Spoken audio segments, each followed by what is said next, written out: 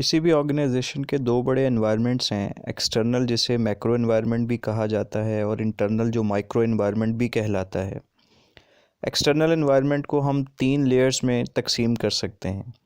इनमें सबसे बड़ी नेचुरल एनवायरनमेंट है, जो किसी भी इलाके के नेचुरल फीचर्स यानी land, soil, topography, water bodies, crops, fruits and vegetables, birds and animals, forests, minerals और दूसरे नेचुरल रिसोर्सेज पर मुश्तमिल है।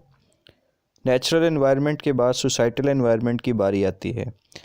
इस एनवायरनमेंट को हम 5 फोर्सेस में तकसीम कर सकते हैं, जिन्हें हम जीपेस्ट भी कहते हैं। और ये फोर्सेस हैं ग्लोबल, पॉलिटिकल, इकोनॉमिक, सोशियोलॉजिकल और टेक्नोलॉजिकल। एक्सटर्नल एनवायरनमेंट की तीसरी लेयर टास्क एनवायरनमेंट पर मुश्तमिल है, जिसे हम इंडस्ट्री भी कह सकते हैं। ये इंडस्ट्री 6 फोर्सेस पर बेस करती है और ये forces rivalry, new entrants, substitutes, buyers, suppliers और अदर स्टेक होल्डर्स हैं। कोई ऑर्गेनाइजेशन अपना इंटरनल एनवायरनमेंट खुद होती है। एक ऑर्गेनाइजेशन बुनियादी तौर पे 4 चीज़ों का मजमूआ है: organisational resources, organisation structure, organisation culture and organisation processes and value chain. इन्हें हम किसी और सेशन में अलग से डिस्कस करेंगे।